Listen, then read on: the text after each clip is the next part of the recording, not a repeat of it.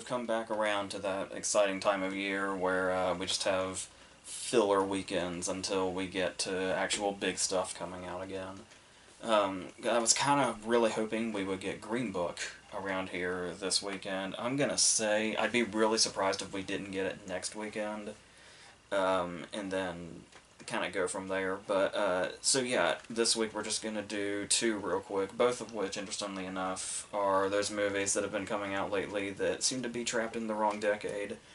And I guess we'll start with Robin Hood. It really doesn't matter, but so this seems to be another. Well, funnily enough, I was just talking about. I think it was the Nutcracker in the Four Realms, where I had said, "Oh, I kind of thought that genre was finally dead," where they do the new version of the story that starts with the main character narrating and saying, "This isn't the story you think you know. Forget everything you think you know." Shit like that.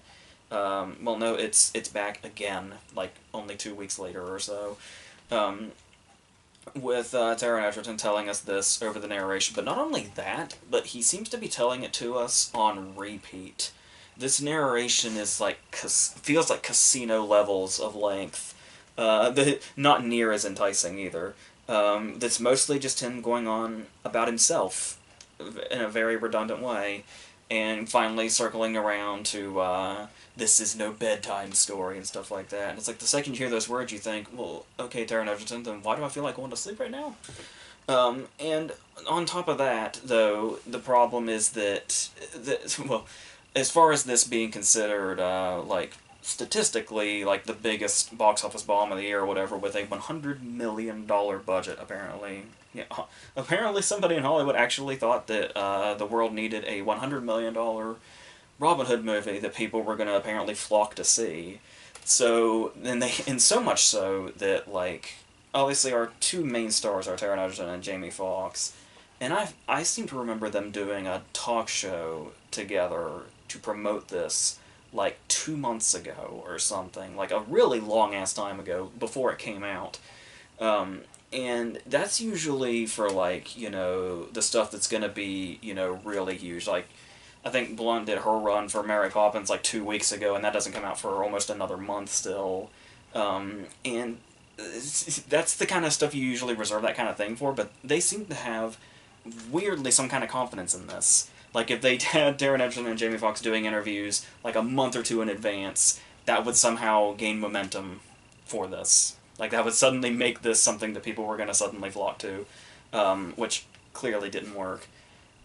And they seem like they would be, a good enough duo, but the problem is that the material tends to fail them, to the point that I'm not even sure if I can see a scenario where this could have worked, but, like, when they first meet, obviously, they're confrontational because they think they're each other's enemy and they're fighting and all that.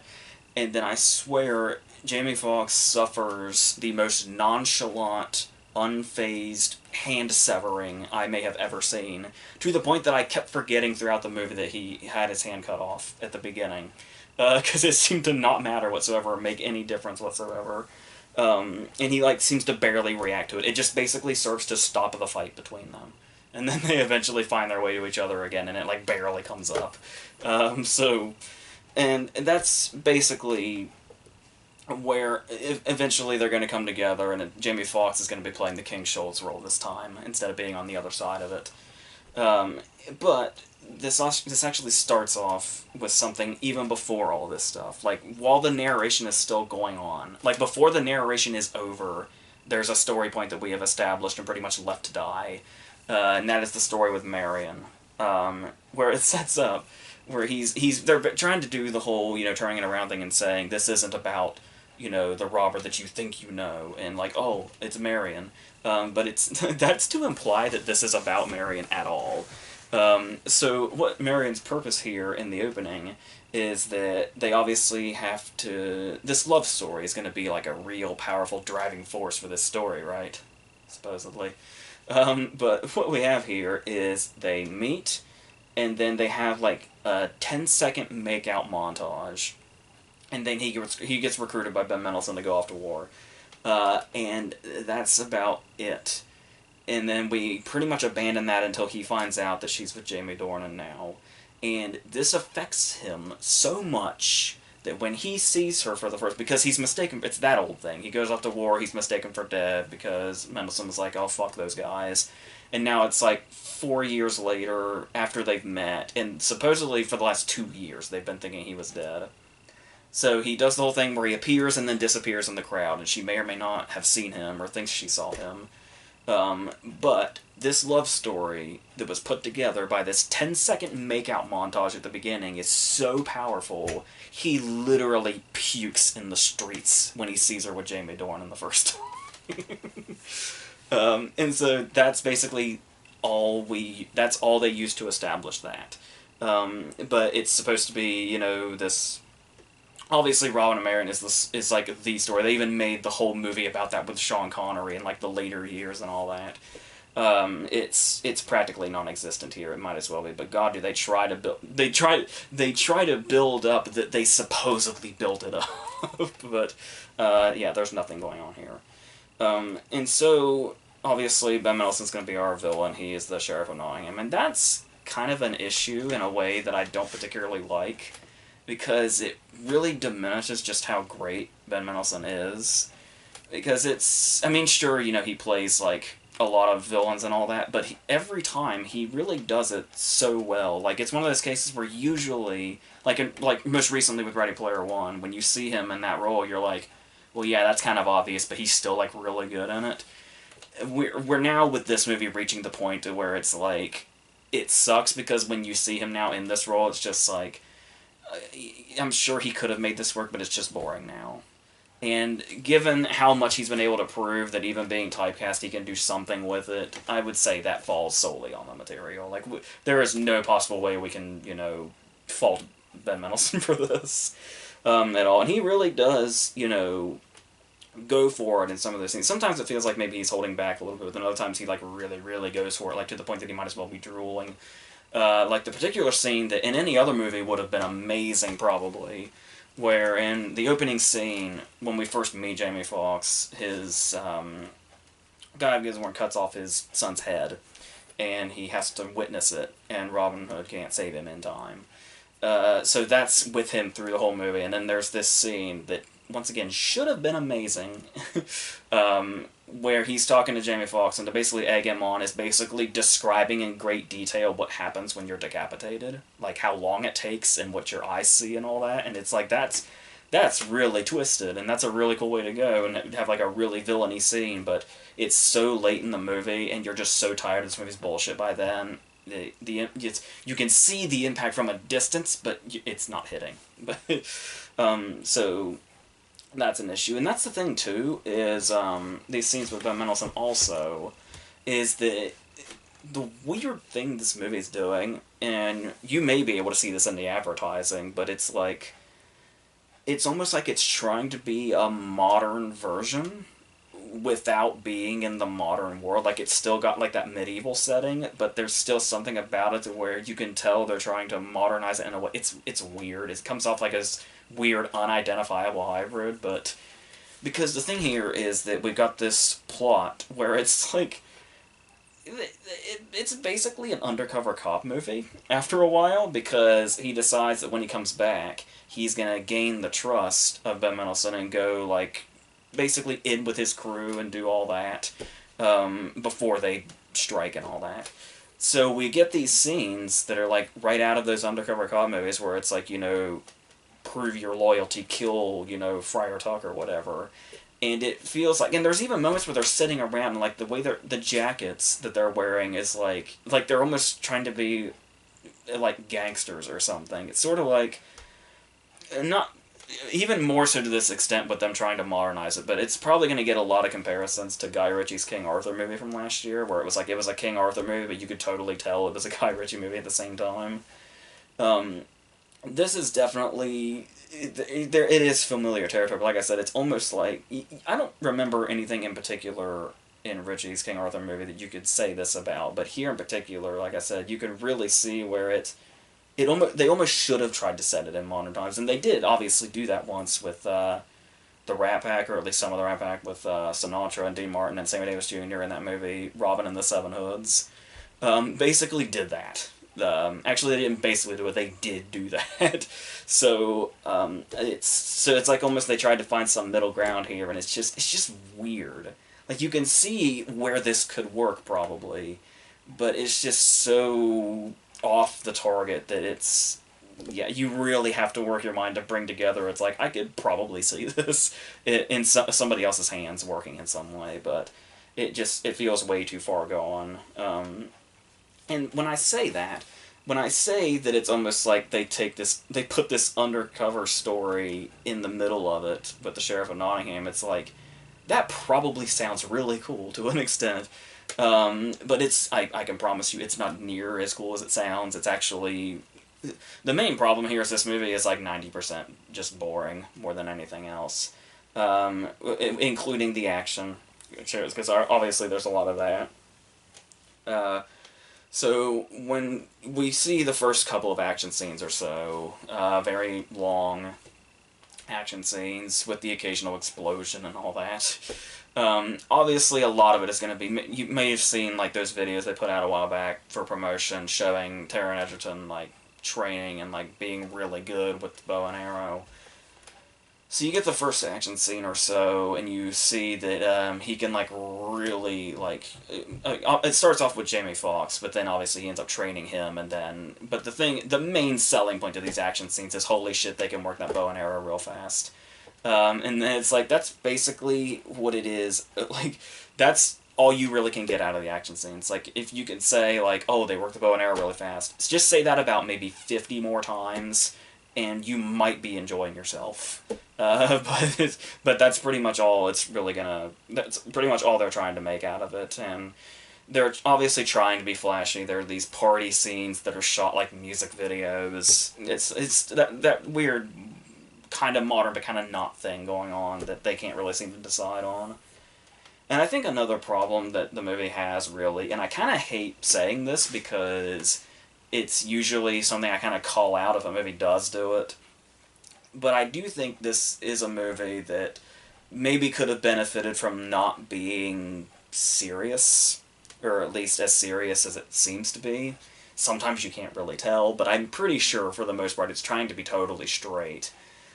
This is probably something that could have benefited from being just a little bit self-aware, as obviously I've said many times that I think the self-aware thing is starting to become too much of a crutch, and it's kind of getting monotonous when like every other movie is acting self-aware and all that. But this is one of the few where I think they maybe would have had something a bit more promising if they tried that. If this was the route they were going to go, what they've already got on the table here, but I don't know. That's to imply anything could have saved this, and I'm not really sure what that was, because it's, I guess, it's really one of those things where you just kind of keep continuously asking yourself, how did this happen? Because it's like, I mean, you could say, who wants another Robin Hood movie, period, which is what a lot of people are saying. It's, I mean, we've had them for, like, so many decades, from Errol Flynn to Costner to even Mel Brooks's movie gets brought up a lot. Ridley Scott's movie from 2010 with Russell Crowe. And it's like, most of these newer ones, like, I didn't care for the Ridley Scott one either. I was bored out of my mind for it. But it certainly had promise, and it was like a really handsome production anyway. With a really good cast, too. Which you can't really say about this one. I mean, you've got, like... And not to say this is, has anything to do with its quality, but still, I was a little thrown off by the fact that this movie has a $100 million budget. So you think, well, surely they've at least got, a big-name cast or something, or, like, all A-listers or something. And it's like, yep, there's Taron Egerton, hey, there's Jamie Foxx, there's Ben Mendelsohn. Who the fuck is that? Who the fuck is that? Who the fuck is that? You really, like, you desperately crave, like, having IMDb on hand, but you can't. So you just have to, and they try to class it up a little bit, bring F. Murray Abraham in as, like, the main villain, the one, like, above the Sheriff of Nottingham, the Cardinal, I think he was. But yeah, like I said, all these things that seem like they could be promising, everything is way too far gone by that point.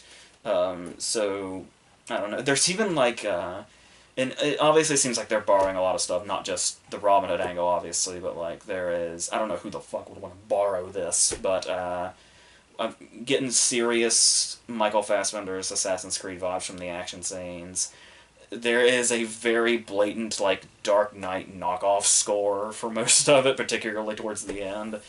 Um, and so I don't.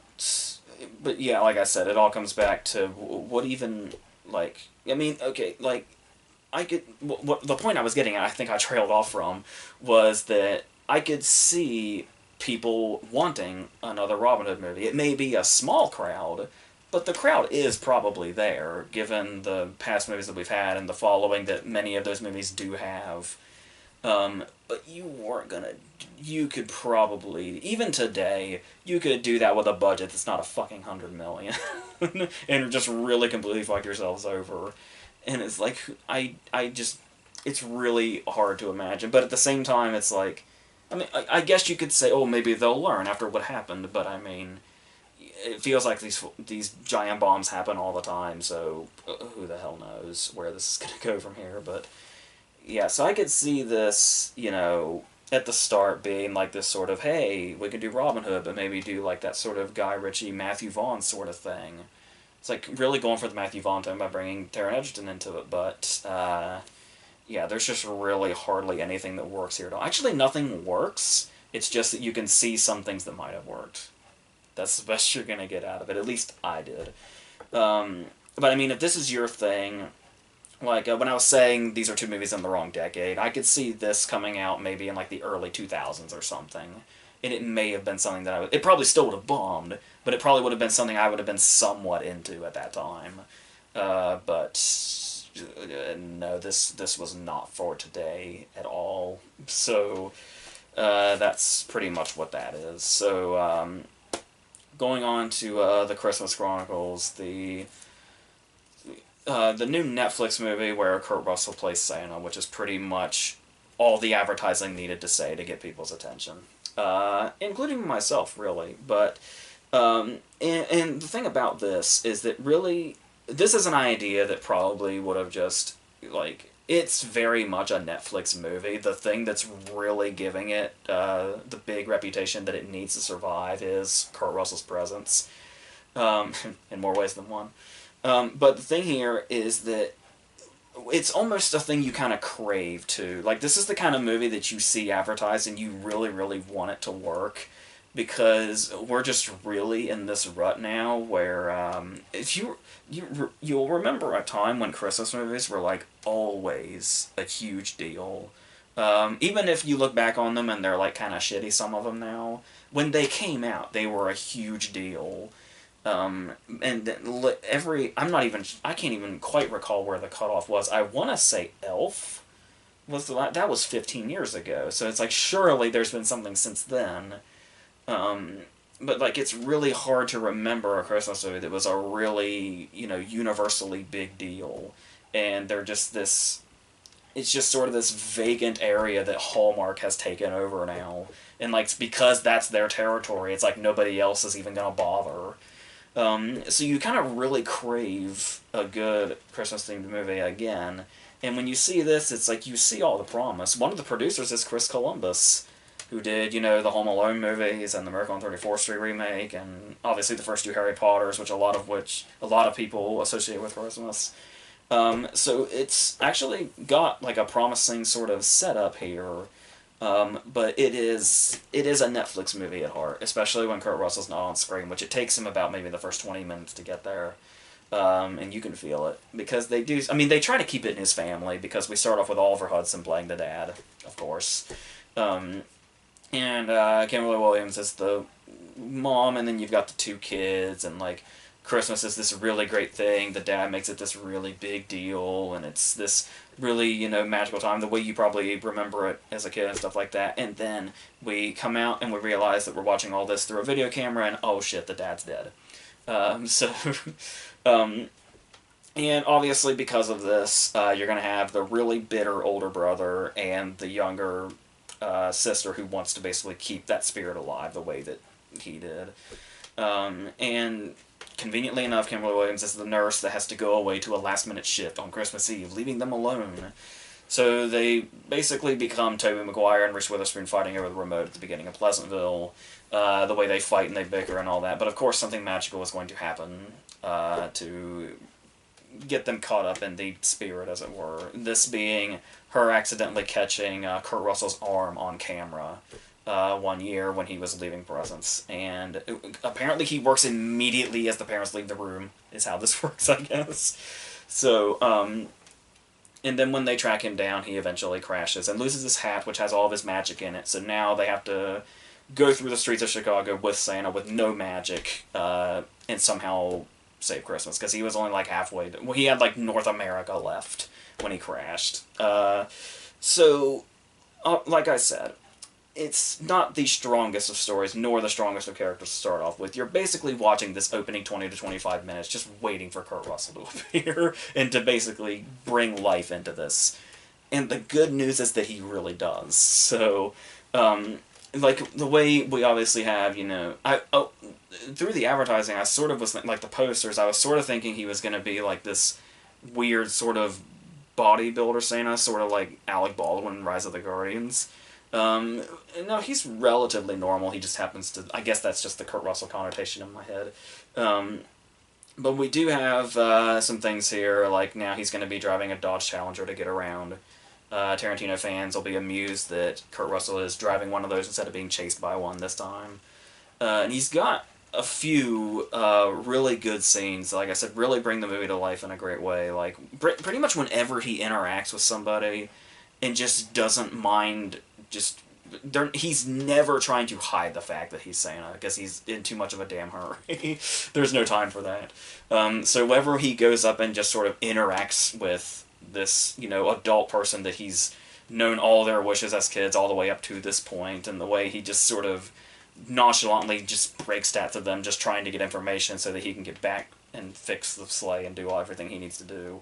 So the whole diner scene when he's just jumping around, and the people like barely even seem to notice just how much he knows. It doesn't faze them at all, which is played for comedy and works. And then a similar scene with a cop later, and then he has a big musical number in a jail cell. All this stuff may very possibly not have worked within the confines of the rest of this story if it weren't for Kurt Russell bringing it to life in the big, hilarious way that he can do it. And just sort of has that, presence where he's...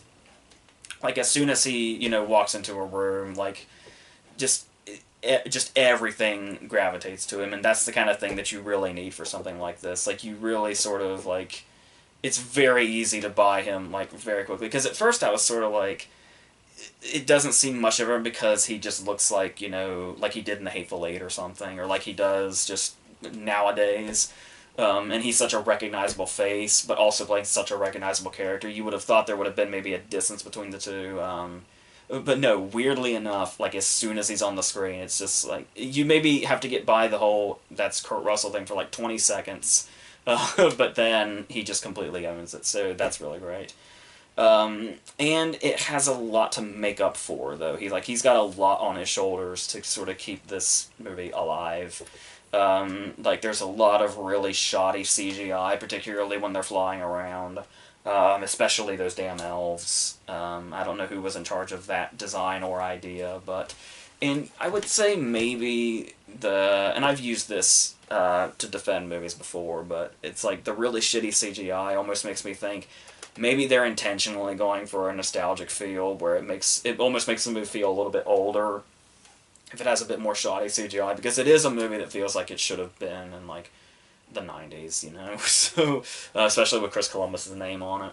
So even as a producer still. But it's the more there is, because there's a lot of CGI and it's after a while, even if it's on purpose for a certain charm, it's grating to look at after a while. And then of course the relationship between the brother and sister, I could see, being maybe a little emotional, but it's just so... It just really feels like it's going through the motions. When it gets to the point and when they're both... the action and the excitement dies down and they're just sitting there and they just have to deal with the fact that, hey, let's remind the audience that our dad's dead and have a couple monologues about that. And so but it does just feel like it feels less like genuine emotion coming from the characters and more like this is the portion of the script where we have to really feel sorry for them so they feel more human, so this stakes mean something or whatever the fuck. So it's like, and it even gets to the like they don't even try with that dialogue. Like they just really lay out the exposition of like how he died and how they feel about it, and then it's the sister actually has the whole line of I see him every day in you, and it's like she's fucking Rafiki or something. And it's yeah, it doesn't really suit the characters, that kind of dialogue either. But going on that also, it does feel like that. Not only does it just feel like cliche in general, but sometimes it feels like they lift directly from certain other movies. Like there is a scene, like I said, even though I do like that scene between him and the cop when he like lays the toys on the table and all that, you do have Santa in an interrogation room sitting across from a cop who's asking him for his name, and he says, you know, Santa, well, Kris Kringle, really, or whatever, and it's like that's just right out of the Santa Claus, like almost completely and totally plagiarized. But and then there's also stuff that's not directly, but sort of has a similar, almost derivative feel. Like there's a scene that should be really great. And it's still creative, certainly. When she goes into the bag of toys, and it's like this entirely different world, and it's like it is like a really cool idea, and they do execute it fairly well. It seems like something where if you were to see that on paper, you think, how the hell do you put something like that on film?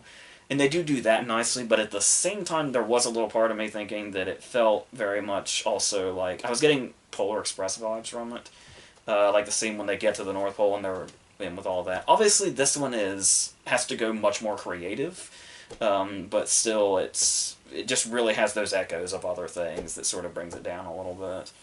Um, and then obviously we're gonna reach some dumb territory, but sometimes, not like all the time, but sometimes it gets a little like way too dumb. Like the whole scene with the criminals is just dumb. Like it's really that whole segment probably could have easily been cut and nothing else would have happened. Like it wouldn't have made a difference. And obviously, it's gonna get really, really, cheesy in the not so good way. Like, what is it with a lot of family movies where families have like a catchphrase? Like, families have their own cheesy ass catchphrase that if one of the characters just repeats it, they can pretty much accomplish anything. That's in here for some reason. Um, but, I say, it's like cheesy and it's maybe a bit dumb and all that, but at the same time, in its defense, it is sort of like that. Like more often than not, that's kind of the purpose of Christmas movies anyway, is to be a little cheesy and be family friendly and all that. And a lot of them go into this. Even the really good ones all end up in that territory at some point. It's just a matter of really of how it's pulled off. Um, like the ending of It's a Wonderful Life, for instance, could probably be seen as like cheesy, but I mean, it's always going to work. It's always going to be really emotional and really effective. But it's sort of in the same way, the true meaning of Christmas thing, and nothing's more important than family, all of that, having friends and all that. But I feel a slightly bit emotional remembering the ending of It's a Wonderful Life because in that aspect. But I mean, and sometimes you just sort of want to dismiss it because it's just so that same thing. But even though, like I said, it's really isn't much of a Christmas movie if it doesn't end up in that territory. Even movies like Bad Santa end up in like cheesy emotional territory. But if it works, it works. And while this doesn't particularly work for me, like I said, it's really kind of hard to criticize it for doing what a Christmas movie probably should, at least to an extent. And so, and that's like really that's just the whole thing. Like everything is sort of cheesy and cliche, like all the way down to tacky decorations and shit. It's like that really just kind of gives you that sort of feel of what this kind of the spirit of that is also. So yeah, it's really hard to like dislike either, and hard to like sit here and hate on and all that. And it's also probably something that I watched it alone, it's probably a movie that's probably much more enjoyed, like, in groups, particularly with families. Like, most of my family would probably love this. So it's like if I saw it in a group, maybe I'd have a different, feel towards it. But yeah, but like I said, though, I could see this being like, I could see this being like a new generation's Elf or something. But maybe that's also just due to a lack of options at this point, where it's like as long as we get a Christmas movie that doesn't absolutely suck and isn't like some made-for-TV bullshit or some straight-to-video bullshit, granted made for Netflix still, but it doesn't really have that feel. Like, this feels like something that would have been in theaters at some point. It doesn't feel like cheap or anything, regardless of what I said about that CGI and stuff like that. So yeah, so it's just like the bar is low, but this will do for now, basically. So that's pretty much the best I can compliment it. So yeah, so that's it for these. So we're gonna do some more of the blunt stuff and the versus stuff, which we're almost done with, and then obviously January will be here eventually, and then we'll probably mostly be deep in the Oscar stuff and all that. So yeah, like I said, hopefully next week we'll have Green Book. If not, I don't know what the hell I'm gonna do. So we'll figure something out. But in the meantime, that's it.